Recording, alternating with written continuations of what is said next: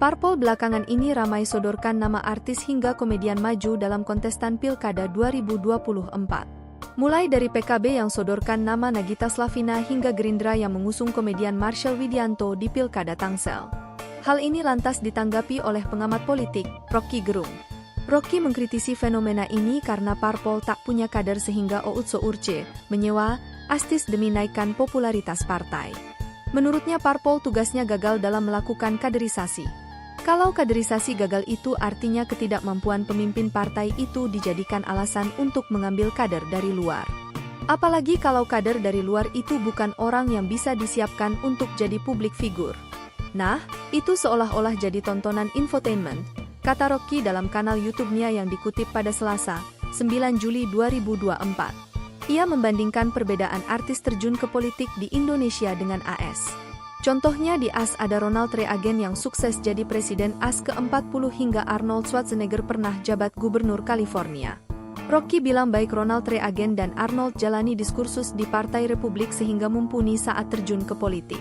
Kata dia, hal itu diperlihatkan Reagan saat mencetuskan kebijakan ekonomi Reaganomics di era pemerintahannya.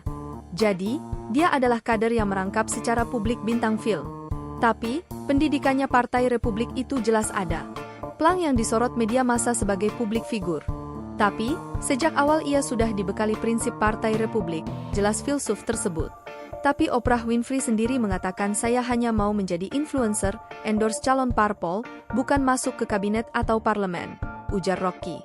Menurut dia, artis-artis di tanah air yang didorong terjun ke politik saat ini bisa melakukan hal yang sama seperti Oprah Winfrey.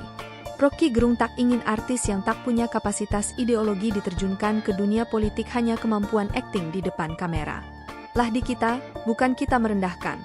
Tapi, kapasitas ideologi dari seorang itu tidak berbunyi tapi yang berbunyi adalah akting dia di depan kamera, lanjut Rocky. Lebih lanjut, dia khawatir jika artis tak mumpuni tetap dicalonkan maka hanya sekadar menghipnosis publik dengan penampilannya. Kata dia, seorang yang dicalonkan itu mesti bisa berpikir kebijakan publik dalam regulasi. Tapi dibilang partai nanti setelah ini kita didik. Bukan begitu caranya. Setelah dididik baru mulai mencalonkan. Bukan setelah mencalonkan baru dididik. Itu kan konyol namanya, tuturnya. Menurut dia, kondisi itu menggambarkan kaderisasi di parpol tak berjalan. Meskipun artis atau komedian yang dicalonkan nanti bisa melucu. Ya, saya senang bisa melucu, tapi jangan jadi alasan untuk masuk politik. Para stand-up komedian ini bisa mengkritik politik dari panggung komedian itu. Tapi, begitu dia masuk dalam politik berubah menjadi tragedi, ujarnya. Kemudian, ia menyinggung bahayanya jika dalam pilkada nanti dipilih figur yang hanya sekadar lucu dan populer. Rocky khawatir ada manipulasi yang memanfaatkan artis bila nanti jadi kepala daerah. Bagaimana menurut kalian? Jangan lupa komen di bawah. See you in the next case.